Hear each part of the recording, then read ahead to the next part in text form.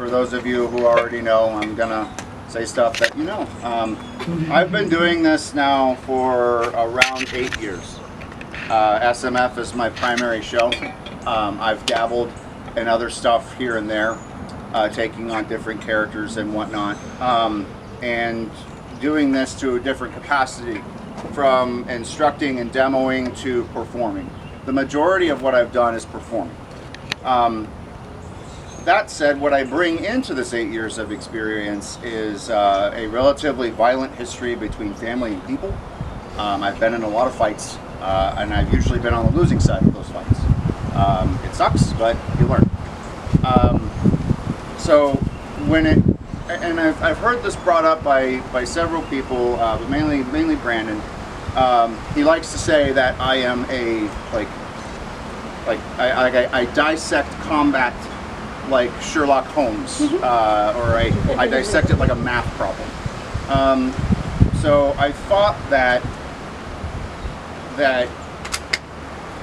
I'm not sure if everybody looks at conflict in the same way as I do, so I would share my perspective on how I look at fights. And that's professional fights, that's street fights, that's performance fights, what we do. So, simply put, the philosophy that goes behind what I do is very broad. We're going to start broad and go narrow. Very broad thought. Conflict, at its core, is one of the biggest unifying forces in the universe. There is conflict on every level. There is conflict on the macro, there is conflict on the micro. Something, somebody, somewhere always wants something. It doesn't matter. And it will do everything it can, whether within nature or desire, to attain it. Narrowing it further. As you put fights together, obviously you have character story behind them, you have motivations behind them. You may not. It may simply be for an audition and you're not given a framework, you're just told to go, as we've heard. Beyond anything that you're given as far as a character is concerned, if you're given anything at all, you are there to do one thing, and that is to fight. That is the fundamental purpose of why you are there. So you must make the best of it if you wish to succeed. To relate it to performance, we know who wins and who loses. We have that luxury. So succeeding, if you're the loser, means making your fight partner look the best they possibly can because they are the winner. Therefore, the moves that you make, the hits that you sell, should be as close to, if not over the top. Now, what does this all mean? This means that from the ground up, everything that you do, every emotion you make, every facial expression you capture, should have the maximum amount of intent possible. You should put the most, if not completely, your body into that move if you need to. To break it down, say I throw a punch, as we saw earlier with Chet. I'm throwing a punch to his right shoulder. Where does the punch start? Who else thinks that? Your feet? Mm-hmm. Yep. Good. You would be right. The punch starts at your feet. So why in the world, if I'm going to be throwing something as simple as a punch to Chet, would I not have my feet in the correct position? Would I not have the right amount of pressure on the ball of one foot on the heel of the other? Why would I not think about that? I would.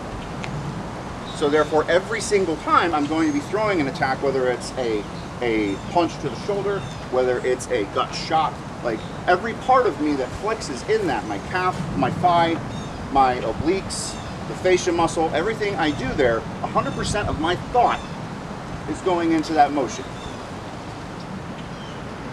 You can take your time on your own and with fight partners, with your partners in general, especially if you're doing dance, to really think about those body isolations, and it's something I will constantly drill with people and talk about it all the time. Know how your body moves. Know how you move. You must know how you move. So be free to be silly. Be stupid. Don't hurt yourself. But know how you move. Know how one part of your body travels from point A to point B and how it travels. And the balance in which you get that. Where you need to flex, where you need to relax. Once you start getting that in your head and thinking about that as you're going through fights, you'd be surprised at what you can come up with. Going into that, what you come up with. I didn't always start this way, but after my first year and my time off in between seasons, I took a lot of opportunity to really grind it into my skull that if I'm stepping into any scenario that I'm working with somebody or a group of people, I may assume one stance, but I have 5, 7, just 7 different moves or whatever. I have them in my head. Whether it's a punch, whether it's an elbow, whether it's a kick or whatever. I have a tendency to overthink. It's not useful in a lot of things, but for this I find it very useful. Because I overthink and I am very, very critical. So, in my free time, I may not be assuming a fight stance physically. I may not be throwing an elbow physically. I may not be kicking somebody physically, but mentally, that's where I'm at. I'm thinking of if a punch is traveling at 30 degrees and perpendicular to my body, how would I best deal with it? Should I meet the force head on? Should I redirect it? Should I try to use it against them and direct that force to break themselves? Like, how should I do that? If somebody's throwing a kick at me, how should I absorb it? Should I take it off to the side? Should I take it towards the center? Then I relate it to, am I the winner, am I the loser? If I'm the loser, then I make a fatal flaw. I take it to the center. I let the wing get knocked out of it, and I take it back. Am I the winner? I take it to the side and break it. And just thoughts like that.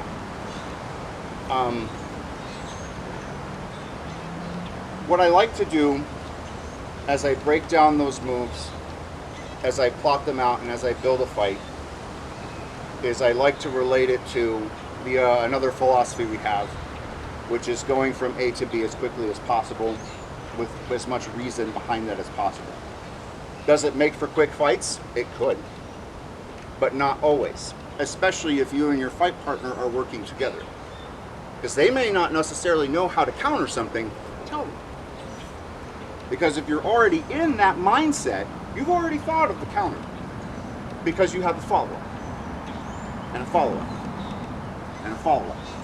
You have something already planned. So tell them how to counter it. And they might move differently than you. Let's hope they move differently. Because it adds dynamic to the fight. It adds dynamic to the performance.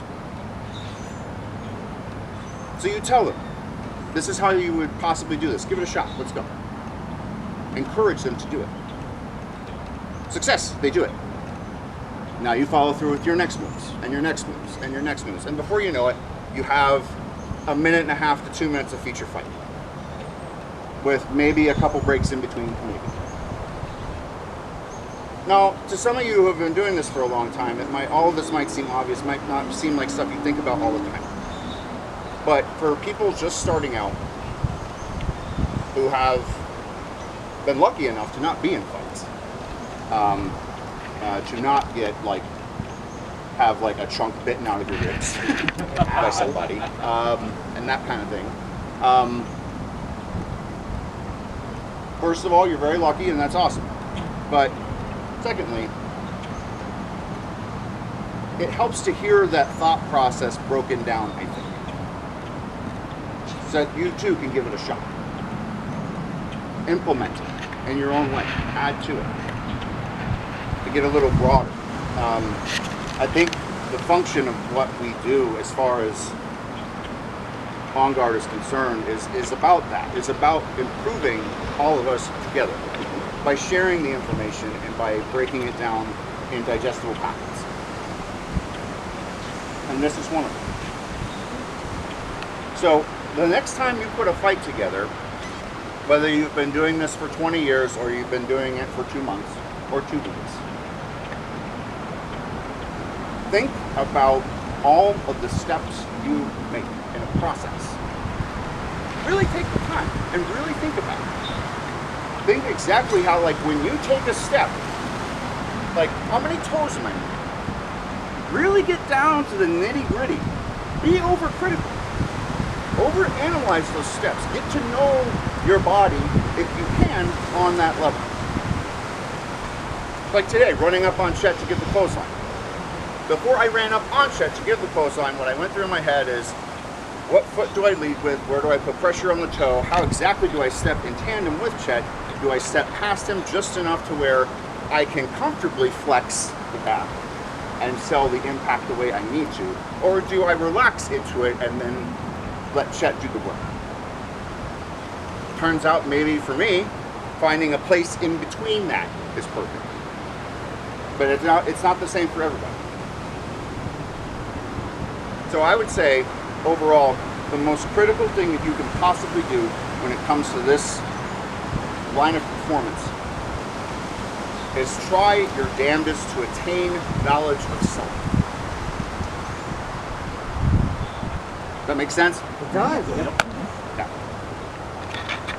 But yeah, like I said, the next time you do something, and again, it doesn't matter how long you've been doing it, everybody should at least give it a shot. Be overcritical. I mean, a lot of us with anxiety issues already are. So like, a good example. Why not turn a defensive measure or a weakness into a weapon, into a tool? If you're already prone to overthink,